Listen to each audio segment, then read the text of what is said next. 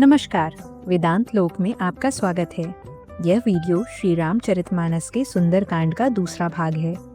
इस भाग में आप सुनेंगे हनुमान जी का समुद्र पार करके लंका से वापस आना, सबका लौटना, मधुवन प्रवेश, सुग्रीव मिलन, श्री राम हनुमान संवाद, श्री राम जी का वानरों की सेना के साथ चलकर समुद्र तट पर पहुंचना, मंदोदरी रावण संवाद, रावण को विभीषण का समझाना और विभीषण का अपमान। इसके बाद सुनेंगे विभीषण का भगवान श्री राम जी की शरण के लिए प्रस्थान और शरण प्राप्ति, समुद्र पार करने के लिए विचार, रावण दूत शुक का आना और लक्ष्मण जी के पत्र को लेकर लौटना, दूत का रावण को समझाना और लक्ष्मण जी का पत्र देना, समुद्र पर श्री राम जी का क्रोध और समुद्र की विनती, और अंत में जानेंगे श्री राम गुणगान की महिमा। आइए सुनते हैं अब समुद्र के इस पार आना, सबका लौटना, मधुवन प्रवेश, सुग्रीव मिलन और श्री राम हनुमान संवाद। समुद्र लांघकर हनुमान जी इस पार आए तो उनको देखकर सब हर्षित हो गए और तब वानरों ने अपना नया जन्म समझा। हनुमान जी का मुख प्रसन्न है और शरीर में तेज विराजमान है, जिससे उन्होंने समझ लिया कि ये श्री रामचंद्र जी का कार्य करके आए हैं। सब हनुमान जी से मिले और बहुत ही सुखी हुए, जैसे तड़पती हुई मछली को जल मिल गया हो। सब हर्षित होकर नए नए वृतांत पूछते कहते हुए श्री रघुनाथ जी के पास चले। तब सब लोग मधुवन के भीतर आए और अंगद की सम्मति से सब ने मधुर फल खाए। जब रखवाले बरजने लगे तब घूंसों की मार मारते ही सब रखवाले भाग छूटे। उन सब ने जाकर पुकारा कि युवराज अंगद वन उजाड़ रहे हैं। यह सुनकर सुग्रीव हर्षित हुए कि वानर प्रभु का कार्य करके आए हैं। यदि सीता जी की खबर न पाई होती तो क्या वे मधुवन के फल खा सकते थे? इस प्रकार राजा सुग्रीव मन में विचार कर ही रहे थे कि समाज सहित वानर वहां आ गए। सबने आकर सुग्रीव के चरणों में सिर नवाया। कपिराज सुग्रीव सभी से बड़े प्रेम के साथ मिले। उन्होंने कुशल पूछी, तब वानरों ने उत्तर दिया, आपके चरणों के दर्शन से सब कुशल है। श्री राम जी की कृपा से कार्य में विशेष सफलता हुई।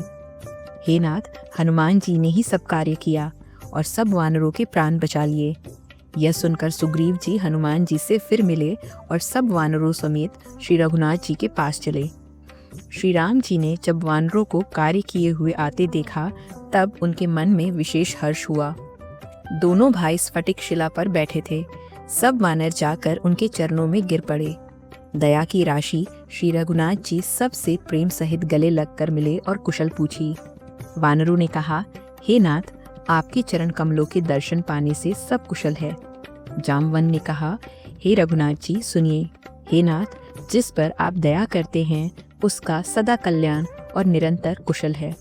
देवता, मनुष्य और मुनि सभी उस पर प्रसन्न रहते हैं। वही विजयी है, वही विनयी है और वही गुणों का समुद्र बन जाता है। उसी का सुंदर यश तीनों लोकों में प्रकाशित होता है।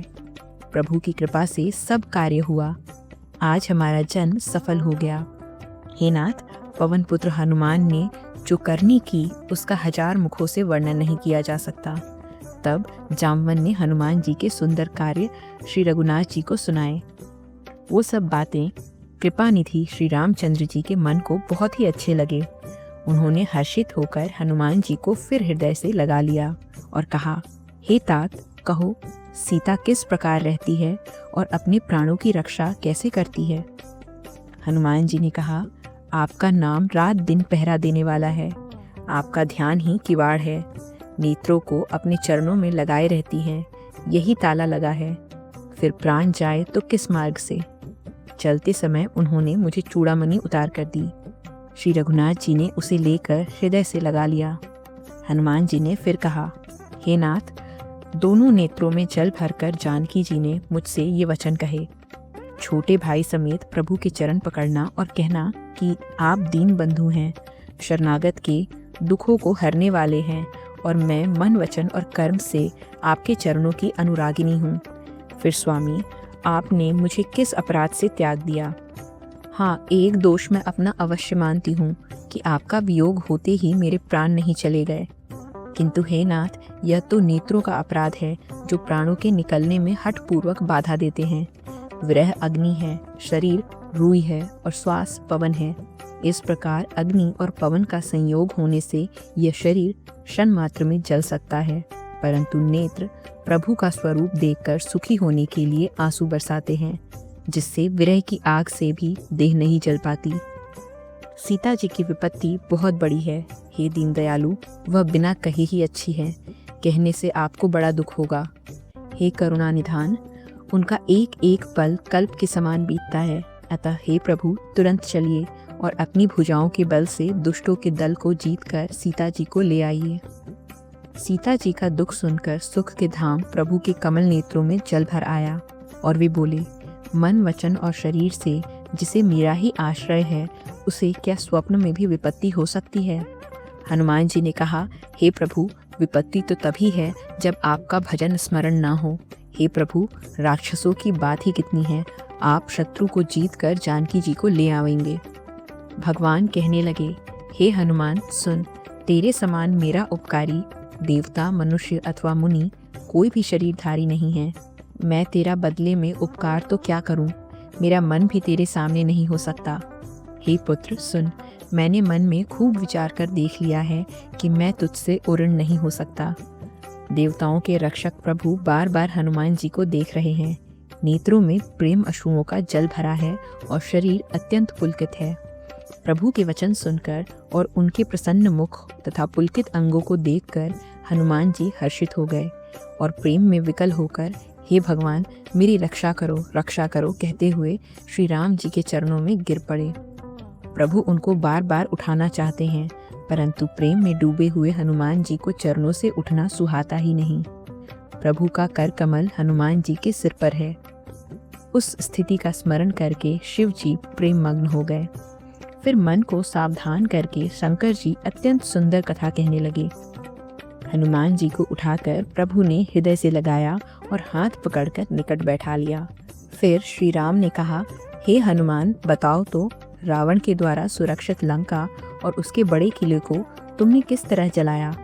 हनुमान जी ने प्रभु को प्रसन्न जाना और वे अभिमान रहित वचन बोले, बंदर का बस यही बड़ा पुरुषार्थ है कि वह एक डाल से दूसरी डाल पर चला जाता है।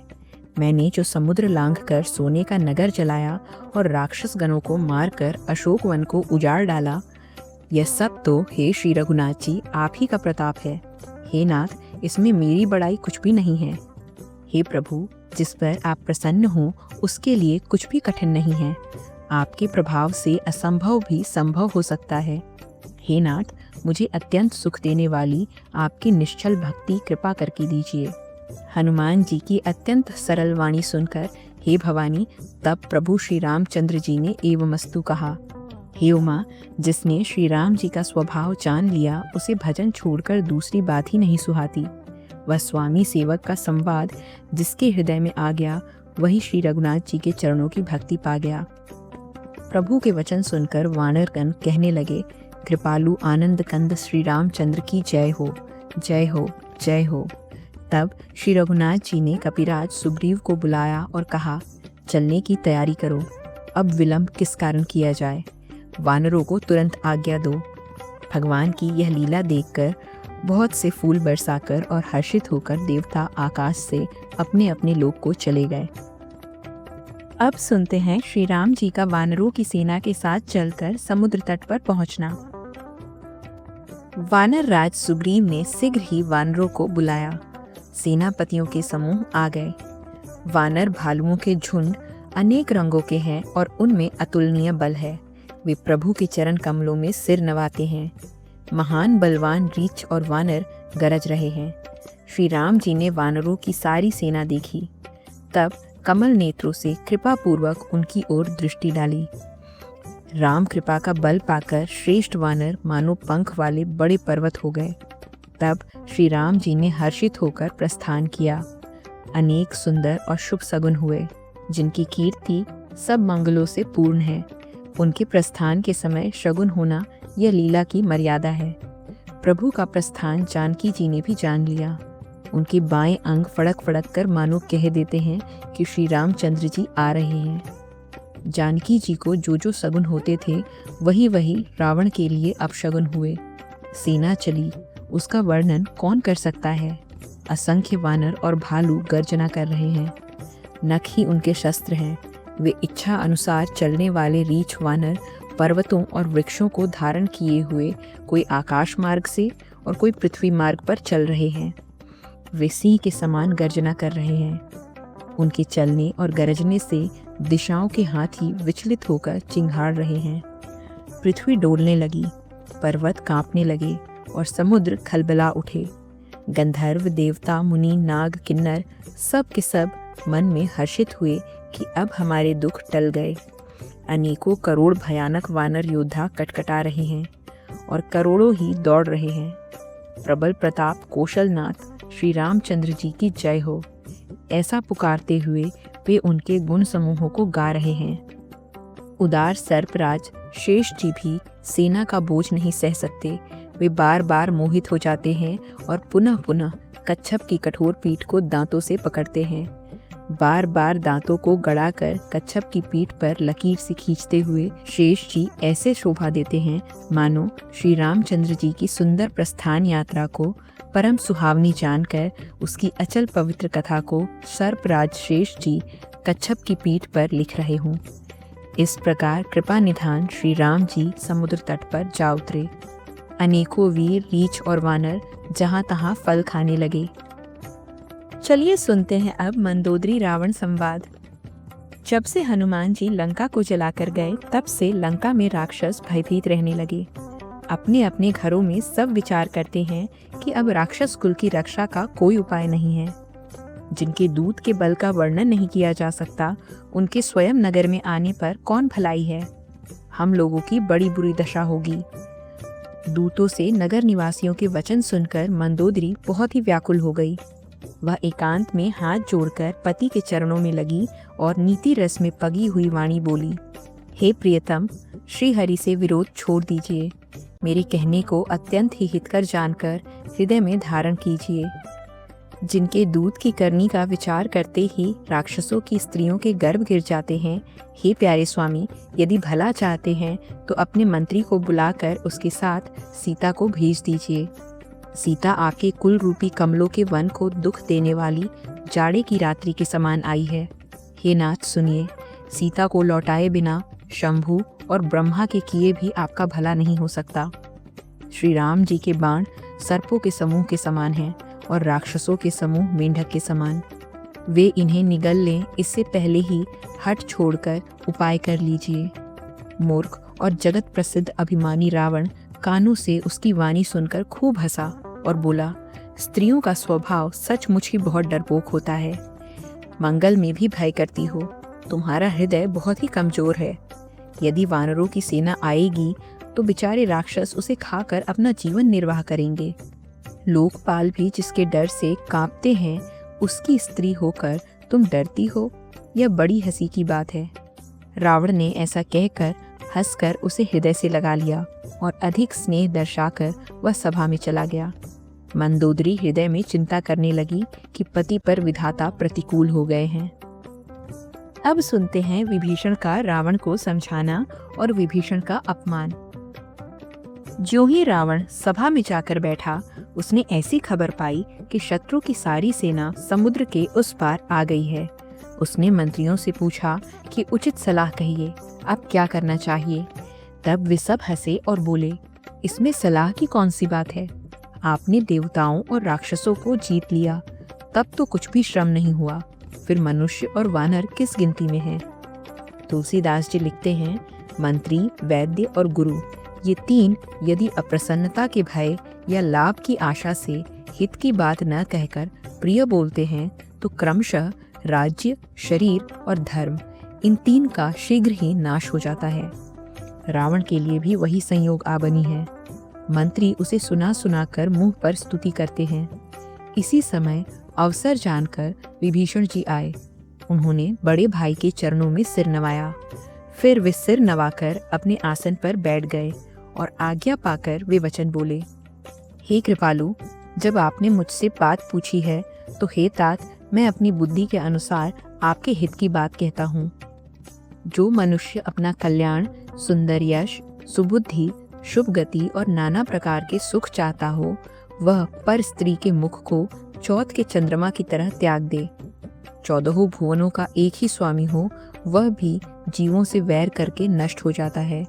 जो मनुष्य गुणों का समुद्र और चतुर हो, उसे चाहे थोड़ा भी लोभ क्यों न हो तो भी कोई भला नहीं कहता। हे नाथ, काम, क्रोध, मद और लोभ ये सब नरक के रास्ते हैं। इन सब को छोड़कर श्री रामचंद्र जी को भजिए, जिन्हें संत भजते हैं। हे तात, राम मनुष्यों के ही राजा नहीं हैं, वे समस्त लोकों के स्वामी और काल के भी काल हैं। वे संपूर्ण ऐश्वर्य, यश, श्री, धर्म, वैराग्य और ज्ञान के भंडार भगवान हैं। वे विकार रहित, अजन्मा, व्यापक, अजेय, अनादि और अनंत ब्रह्म हैं। उन कृपा के समुद्र भगवान ने पृथ्वी, ब्राह्मण, गौ और देवताओं के हित के लिए मनुष्य शरीर धारण किया है। हे भाई सुनिए, वे सेवकों को आनंद देने वाले, दुष्टों के समूह का नाश करने वाले और वेद तथा धर्म की रक्षा करने वाले हैं। वैर त्याग कर उन्हें मस्तक नवाइए। वे श्री रघुनाथ जी शरणागत का दुख नाश करने वाले हैं। हे नाथ, उन प्रभु को जानकी जी दे दीजिए और बिना कारण ही सबसे स्नेह करने वाले श्री राम जी को भजिए। जिसे संपूर्ण जगत से द्रोह करने का पाप लगा है, शरण जाने पर प्रभु उसका भी त्याग नहीं करते। जिनका नाम तीनों तापों का नाश करने वाला है, वे ही प्रभु मनुष्य रूप में प्रकट हुए हैं। हे रावण, हृदय में यह समझ लीजिए। हे दशानन, मैं बार बार आपके चरणों में लगता हूँ और विनती करता हूँ कि मान, मोह और मद को त्याग कर आप कौशलपति श्री राम जी का भजन करिए। मुनि पुलस्त्य जी ने अपने शिष्य के हाथ यह बात कहला भेजी है। हे तात, सुंदर अवसर पाकर मैंने तुरंत ही वह बात आपसे कह दी। माल्यवान नामक एक बहुत ही बुद्धिमान मंत्री था। उसने विभीषण के वचन सुनकर बहुत सुख माना और कहा, हे तात, आपके छोटे भाई नीतिमान हैं। विभीषण जो भी कुछ कह रहे हैं उसे हृदय में धारण कर लीजिए। रावण ने कहा, ये दोनों मूर्ख शत्रु की महिमा बखान रहे हैं। यहाँ कोई है, इन्हें दूर करो। तब माल्यवान तो घर लौट गए और विभीषण हाथ जोड़कर फिर से कहने लगे, हे नाथ, पुराण और वेद ऐसा कहते हैं कि सुबुद्धि और कुबुद्धि सबके हृदय में रहती है। जहाँ सुबुद्धि है वहाँ नाना प्रकार की संपदाएं रहती हैं और जहाँ कुबुद्धि है वहाँ परिणाम में विपत्ति रहती है। आपके हृदय में उल्टी बुद्धि आपसी है। इसी से आप हित को अहित और शत्रु को मित्र मान रहे हैं। जो राक्षस कुल के लिए काल रात्रि के समान है, उन सीता जी पर आपकी बड़ी प्रीति है। हे तात, मैं चरण पकड़कर भीख मांगता हूँ कि आप मुझ बालक के आग्रह को स्नेहपूर्वक स्वीकार कीजिए। श्री राम जी को सीता जी दे दीजिए, जिसमें आपका अहित न हो। विभीषण जी ने पंडितों, पुराणों और वेदों द्वारा सम्मत वाणी से नीति बखान कर कही, पर उसे सुनते ही रावण क्रोधित होकर उठा और बोला, रे दुष्ट, अब मृत्यु तेरे निकट आ गई है। मूर्ख, तू मेरे ही अन्न से पल रहा है, पर हे मूढ़, पक्ष तुझे शत्रु का ही अच्छा लगता है। दुष्ट, बताना, जगत में ऐसा कौन है जिसे मैंने अपनी भुजाओं के बल से न जीत लिया हो। मेरे नगर में रहता है पर प्रेम करता है तपस्वियों पर। मूर्ख, उन्हीं से जा मिल और उन्हीं को नीति बता। ऐसा कहकर रावण ने उसे लात मारी, परंतु छोटे भाई विभीषण ने मारने पर भी बार बार उसके चरण ही पकड़े। शिव जी कहते हैं, हे उमा, संत की यही महिमा है कि वे बुराई करने पर भी बुराई करने वाले की भलाई ही करते हैं। विभीषण जी ने कहा, आप मेरे पिता समान हैं, मुझे मारा सो अच्छा किया, परंतु हे नाथ, आपका भला श्री राम जी को भजने में ही है। चलिए सुनते हैं अब विभीषण का भगवान श्री राम जी की शरण में जाना। रावण से लात खाकर भी विभीषण जी उन्हें समझाते रहे।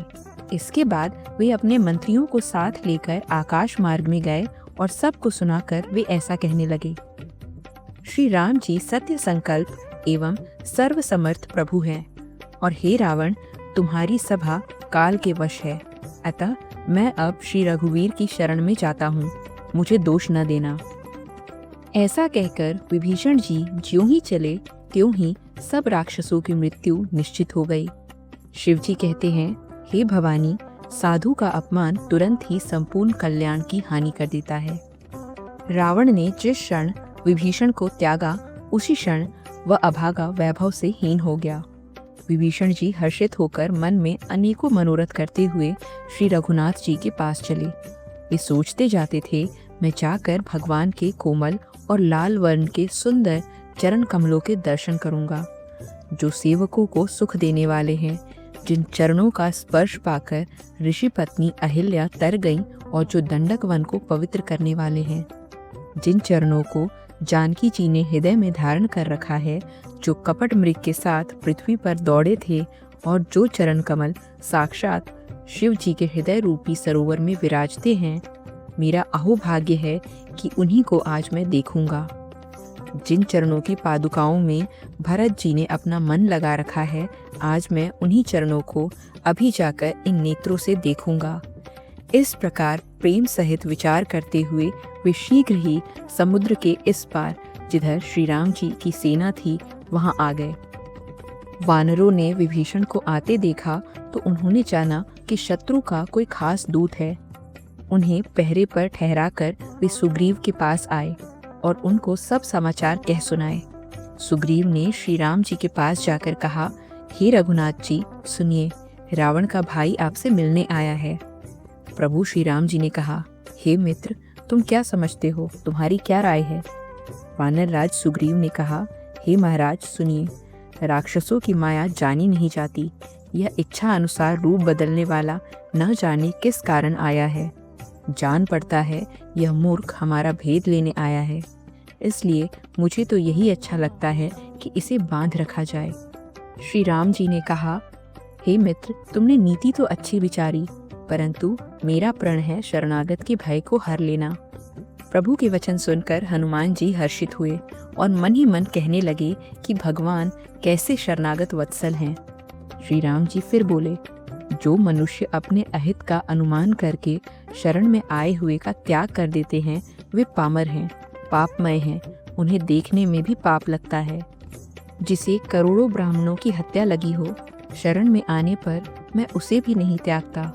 जीव ज्यों ही मेरे सम्मुख होता है, त्यों ही उसके करोड़ों जन्मों के पाप नष्ट हो जाते हैं। पापी का यह सहज स्वभाव होता है कि मेरा भजन उसे कभी नहीं सुहाता। यदि यह निश्चय ही दुष्ट हृदय का होता तो क्या वह मेरे सम्मुख आ सकता था? जो मनुष्य निर्मल मन का होता है, वही मुझे पाता है। मुझे कपट और छल छिद्र नहीं सुहाते। यदि उसे रावण ने भेद लेने को भेजा है, तब भी हे सुग्रीव, अपने को कुछ भी भय या हानि नहीं है, क्योंकि हे सखा, जगत में जितने भी राक्षस हैं, लक्ष्मण क्षण भर में उन सब को मार सकते हैं, और यदि वह भयभीत होकर मेरे शरण में आया है तो मैं उसे प्राणों की तरह रखूंगा। कृपा के धाम श्री राम जी हंसकर कहते हैं, दोनों ही स्थितियों में उसे ले आओ। तब अंगद और हनुमान जी सहित सुग्रीव जी कृपालु श्री राम जी की जय हो कहते हुए चले। विभीषण जी को आदर सहित आगे करके वानर फिर वहां चले जहां करुणा की खान श्री रघुनाथ जी थे। नेत्रों को आनंद का दान देने वाले दोनों भाइयों को विभीषण जी ने दूर से ही देखा। फिर शोभा के धाम श्री राम जी को देखकर वे पलक रोककर स्तब्ध होकर एकटक देखते ही रह गए। भगवान की विशाल भुजाएं हैं, लाल कमल के समान नेत्र हैं और शरणागत के भय का नाश करने वाला सांवला शरीर है। सिंह के समान कंधे हैं, विशाल वक्ष स्थल है जो अत्यंत शोभा दे रहा है। असंख्य कामदेवों के मन को मोहित करने वाला मुख है। भगवान के स्वरूप को देखकर विभीषण जी के नेत्रों में प्रेम अश्रुओं का जल भर आया और शरीर अत्यंत पुलकित हो गया। फिर मन में धीरज धरकर उन्होंने कोमल वचन कहे, हे नाथ, मैं दशमुख रावण का भाई हूँ। हे देवताओं के रक्षक, मेरा जन्म राक्षस कुल में हुआ है। मेरा तामसी शरीर है, स्वभाव से ही मुझे पाप प्रिय है, जैसे उल्लू को अंधकार पर सहज स्नेह होता है। मैं कानों से आपका यश सुनकर आया हूँ कि प्रभु जन्म मरण के भय का नाश करने वाले हैं। हे दुखियों के दुख को दूर करने वाले और शरणागतों को सुख देने वाले श्री रघुवीर, मेरी रक्षा कीजिए, रक्षा कीजिए। प्रभु ने जब ऐसा कहकर दंडवत करते हुए उसे देखा तो वे अत्यंत हर्षित होकर तुरंत उठे। विभीषण के दीन वचन सुनने पर प्रभु के मन को बहुत ही भाए। उन्होंने अपनी विशाल भुजाओं से पकड़कर उनको हृदय से लगा लिया। छोटे भाई लक्ष्मण सहित गले मिलकर उनको अपने पास बैठाकर श्री राम जी भक्तों के भय को हरने वाले वचन बोले। हे विभीषण, परिवार सहित अपनी कुशल कहो। तुम्हारा निवास बुरी जगह पर है, दिन रात दुष्टों की मंडली में बसते हो। ऐसी दशा में हे सखा, तुम्हारा धर्म किस प्रकार निपटा है? मैं तुम्हारी सब रीति जानता हूँ। तुम अत्यंत नीति निपुण हो, तुम्हें अनीति नहीं सुहाती। हे तात, नरक में रहना फिर भी अच्छा है, परंतु विधाता दुष्ट का संग कभी न दे। विभीषण जी ने कहा, हे रघुनाथ जी, अब आपके चरणों का दर्शन कर कुशल से हूँ। आपने अपना सेवक जानकर मुझ पर दया की है।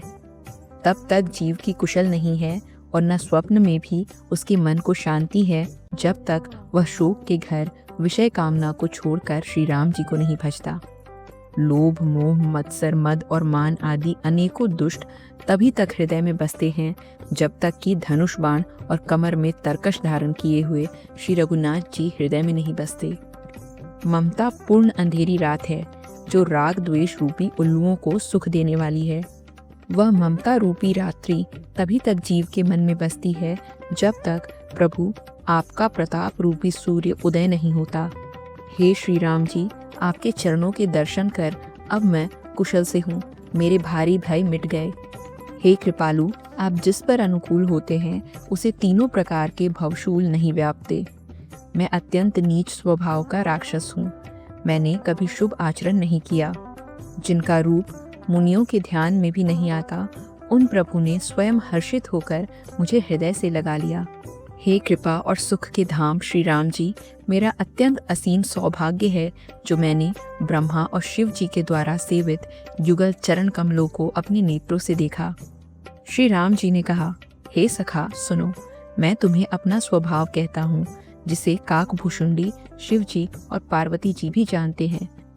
कोई मनुष्य संपूर्ण जड़ चेतन जगत का द्रोही हो, यदि वह भी भयभीत होकर मेरी शरण ताक कर आ जाए और मद मोह और नाना प्रकार के छल कपट त्याग दे, तो मैं उसे बहुत शीघ्र साधु के समान कर देता हूँ।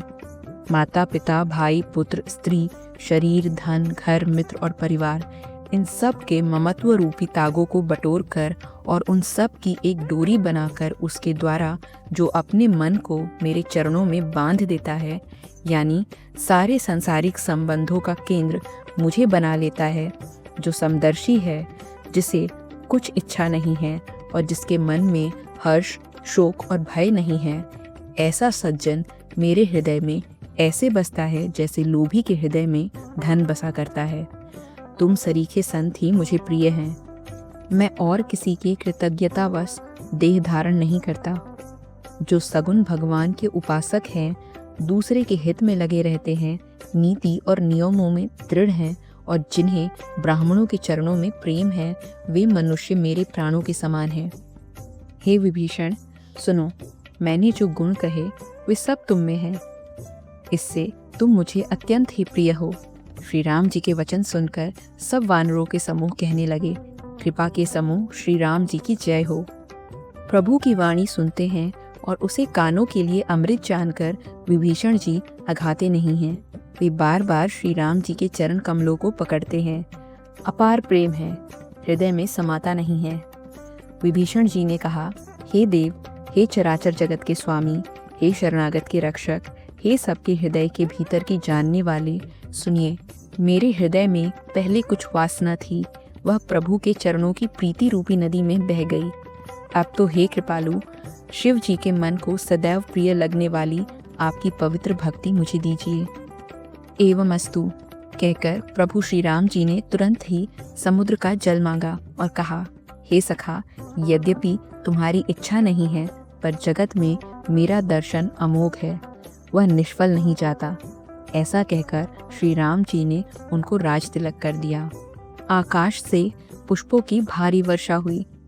श्री राम जी ने रावण के क्रोध रूपी अग्नि में जलते हुए विभीषण को बचा लिया और उसे अखंड राज्य दे दिया। शिव जी ने जो संपत्ति रावण को 10 सिरों की बलि देने पर दी थी, वही संपत्ति श्री रघुनाथ जी ने विभीषण जी को दे दी। ऐसे परम कृपालु प्रभु को छोड़कर जो मनुष्य दूसरे को भजते हैं, वे बिना सींग और पूंछ के पशु हैं। अपना सेवक जानकर विभीषण को श्री राम जी ने अपना लिया। प्रभु का स्वभाव वानर कुल के मन को बहुत भाया।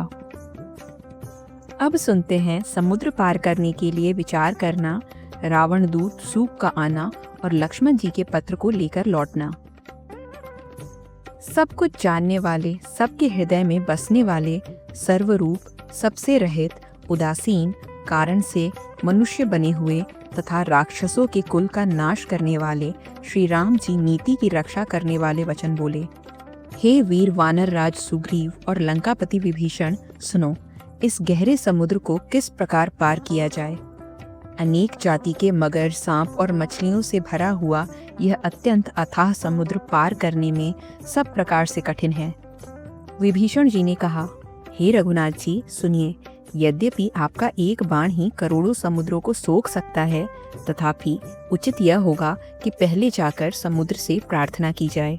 हे प्रभु, समुद्र आपके कुल में बड़े पूर्वज हैं, वे विचार कर उपाय बतला देंगे।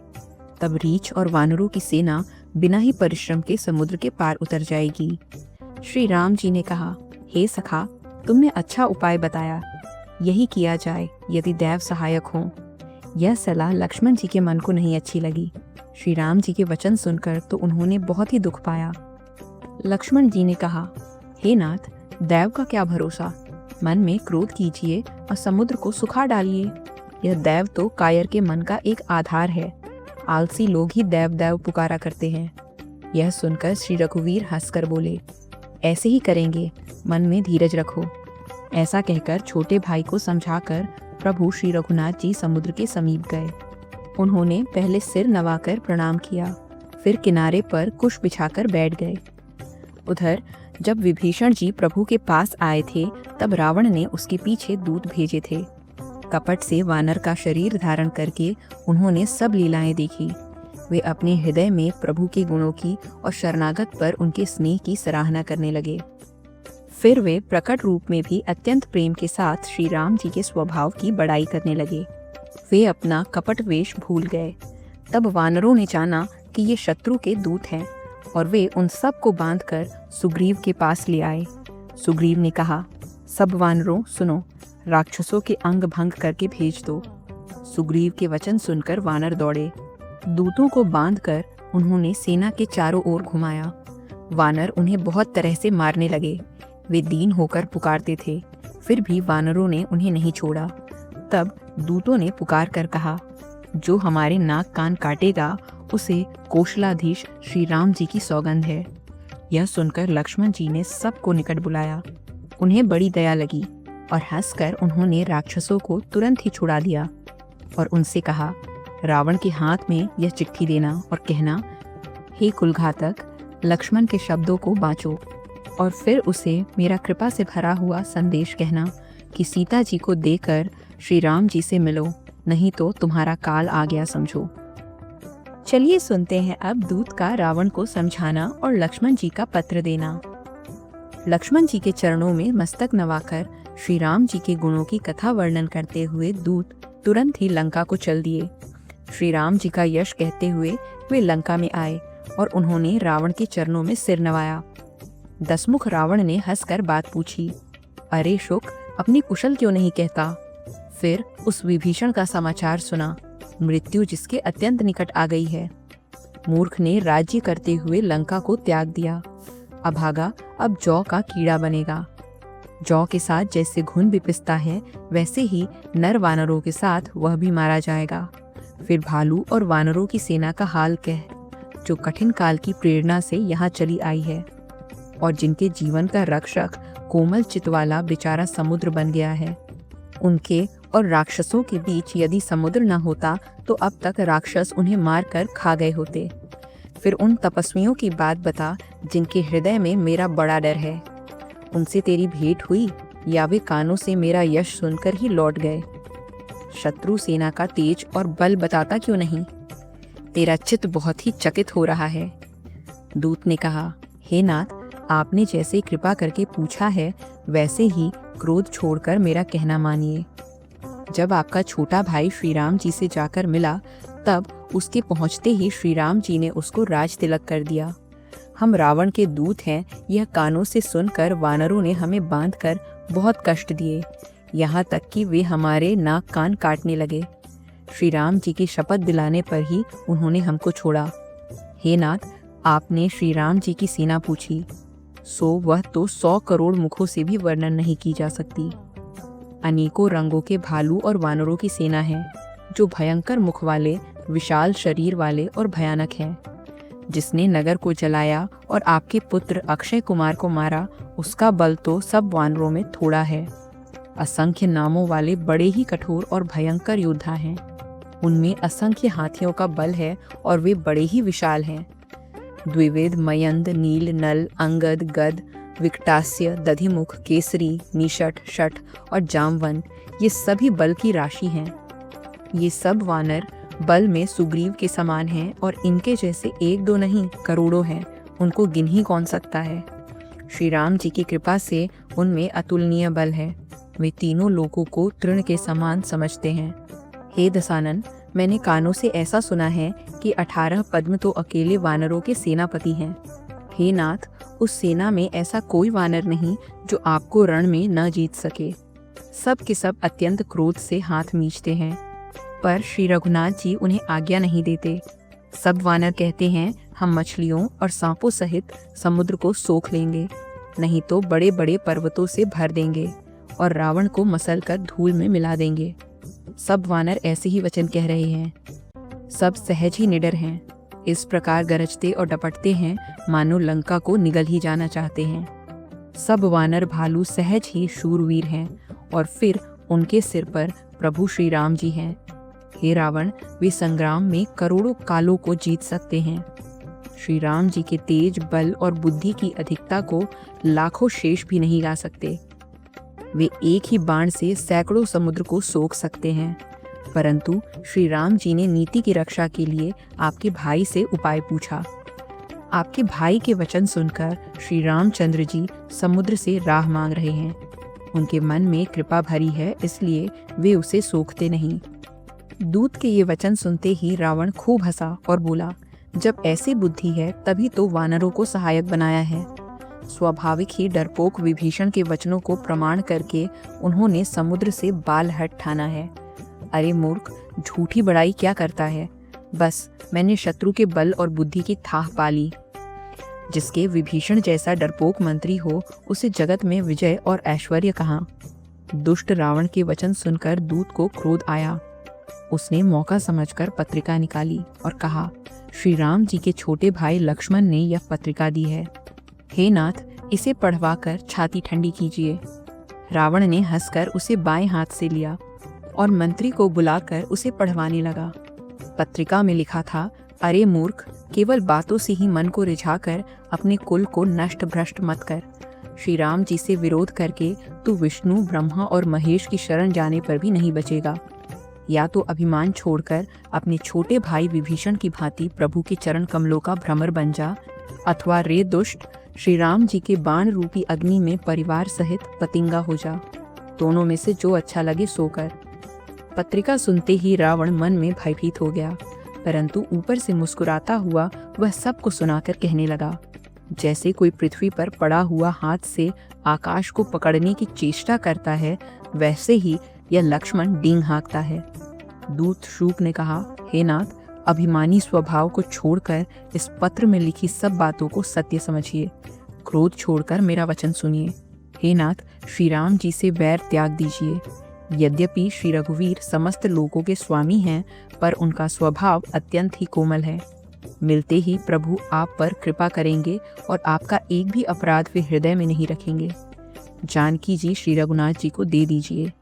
हे प्रभु, इतना कहना मेरा कीजिए। जब उस दूत ने जानकी जी को देने के लिए कहा, तब दुष्ट रावण ने उसे लात मारी। वह भी विभीषण की भांति चरणों में सिर नवाकर वहीं चला जहाँ कृपा सागर श्री रघुनाथ जी थे। प्रणाम करके उसने अपनी कथा सुनाई और श्री राम जी की कृपा से मुनि का स्वरूप पाया। शिव जी कहते हैं, हे भवानी, वह ज्ञानी मुनि था। अगस्त्य ऋषि के शाप से राक्षस हो गया था। बार बार श्री राम जी के चरणों में वंदना करके वह मुनि अपने आश्रम को चला गया। चलिए सुनते हैं समुद्र पर श्री राम जी का क्रोध और समुद्र की विनती। 3 दिन बीत गए, किंतु जड़ समुद्र विनय नहीं मानता। तब श्री राम जी क्रोध सहित बोले, बिना भय के प्रीति नहीं होती। हे लक्ष्मण, धनुष बाण लाओ, मैं अग्नि बाण से समुद्र को सोख डालूं। मूर्ख से विनय, कुटिल के साथ प्रीति, स्वाभाविक ही कंजूस से उदारता का उपदेश, ममता में फंसे हुए मनुष्य से ज्ञान की कथा, अत्यंत लोभी से वैराग्य का वर्णन, क्रोधी से शांति की बात और कामी से भगवान की कथा, इनका वैसा ही फल होता है जैसा ऊसर में बीज बोने से होता है, सब व्यर्थ जाता है। ऐसा कहकर श्री रघुनाथ जी ने धनुष चढ़ाया। यह मत लक्ष्मण जी के मन को बहुत अच्छा लगा। प्रभु ने अग्नि बाण संधान किया, जिससे समुद्र के हृदय के अंदर अग्नि की ज्वाला उठी। मगर, सांप तथा मछलियों के समूह व्याकुल हो गए। जब समुद्र ने जीवों को जलते जाना, तब सोने के थाल में अनेक मणियों को भरकर अभिमान छोड़कर वह ब्राह्मण रूप में आया। काकभूषुंडी जी कहते हैं, हे गरुड़ जी सुनिए, चाहे कोई करोड़ों उपाय करके सींचे, पर केला तो काटने पर ही फलता है। नीच विनय से नहीं मानता, वह डांटने पर ही छुपता है। समुद्र ने भयभीत होकर प्रभु के चरण पकड़ लिए और कहा, हे नाथ, मेरे सब दोष क्षमा कीजिए। हे नाथ, आकाश, वायु, अग्नि, जल और पृथ्वी, इन सब की करनी स्वभाव से ही जड़ है। आपकी प्रेरणा से माया ने इन्हें सृष्टि के लिए उत्पन्न किया है। सब ग्रंथों ने यही गाया है, जिसके लिए स्वामी की जैसी आज्ञा है, वह उसी प्रकार से रहने में सुख पाता है। प्रभु ने अच्छा किया जो मुझे दंड दिया, किंतु मर्यादा भी आपकी ही बनाई हुई है। प्रभु के प्रताप से मैं सूख जाऊंगा और सेना पार उतर जाएगी, इसमें मेरी मर्यादा नहीं रहेगी। तथापि आपकी आज्ञा का उल्लंघन नहीं हो सकता, ऐसा वेद गाते हैं। अब आपको जो अच्छा लगे मैं तुरंत वही करूं। समुद्र के अत्यंत विनीत वचन सुनकर कृपालु श्री राम जी ने मुस्कुराकर कहा, हे तात, जिस प्रकार वानरों की सेना पार उतर जाए वह उपाय बताओ।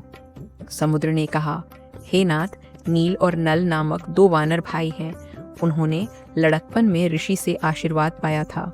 उनके स्पर्श कर लेने से भारी भारी पहाड़ भी आपके प्रताप से समुद्र पर तैर जाएंगे।